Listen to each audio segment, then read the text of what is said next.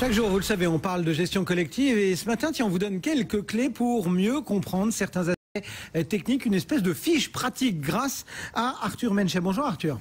Bonjour Cédric. Analyse de fonds chez Morningstar et aujourd'hui, vous allez nous apprendre comment on mesure le risque dans un fonds.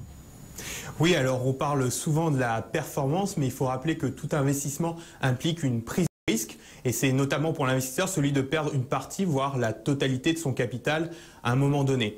Alors plus on prend de risques, plus l'espoir de gain est élevé et il faut toujours évaluer la performance d'un fonds en fonction des risques pris, mais aussi vérifier qu'on est prêt en tant qu'investisseur à accepter la dose de risque qu'on porte tel ou tel fonds pour atteindre son objectif de performance. Bon alors concrètement, comment fait-on pour le mesurer ce risque ? Eh bien, en finance, on regarde le plus souvent la volatilité historique d'un fonds, c'est-à-dire la dispersion des prix par rapport à la moyenne sur une période donnée. En fait, plus un actif est volatile et plus son niveau de risque est élevé. Alors ce niveau de volatilité, il dépend des fondamentaux, comme les résultats des sociétés qui composent le portefeuille par exemple, mais aussi de facteurs externes comme la psychologie des investisseurs. Et du coup, ça peut faire grimper la volatilité d'un fonds de façon brutale à court terme sans qu'il soit nécessairement plus risqué que la moyenne. Alors pour lisser ces effets de court terme, il faut mesurer la volatilité du fonds sur plusieurs périodes, sur 3 ans, 5 ans, voire 10 ans, à condition que la stratégie et le gérant soient identiques sur cette même période. Est-ce qu'il y a d'autres éléments qu'on doit prendre en compte, qu'on doit regarder ? Alors oui, les investisseurs doivent regarder d'autres indicateurs comme la perte maximale subie par exemple, en particulier dans les creux de marché comme en 2008 et 2011, mais aussi plus généralement le comportement du fonds dans différentes phases d'un cycle de marché complet.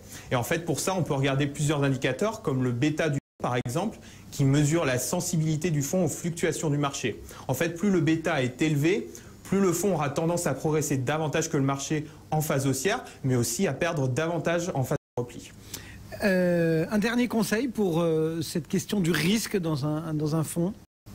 Eh bien oui, alors c'est bien de regarder dans le rétroviseur, mais ça ne suffit toujours pas. En fait, une bonne analyse de risque, elle se veut également prospective, c'est-à-dire qu'elle doit identifier des risques potentiels qui ne sont pas encore réalisés. Alors outre les mesures statistiques que j'ai mentionnées, il faut s'intéresser à la composition du portefeuille, notamment par rapport à l'indice de référence. En fait, plus un gérant prend des paris actifs par rapport au benchmark, et plus il accroît ses chances de surperformer, mais aussi de sous-performer en cas d'erreur. Alors il faut notamment aussi faire attention à la trop forte exposition éventuelle d'un fonds à un titre, à un pays, à un secteur ou encore à des facteurs macroéconomiques tels que la croissance en Chine ou le prix du pétrole par exemple. Malgré tout, cette question du risque, elle est inhérente bien évidemment au fonds de gestion et au placement action. Merci beaucoup Arthur Menchet, analyste de fonds chez Morningstar.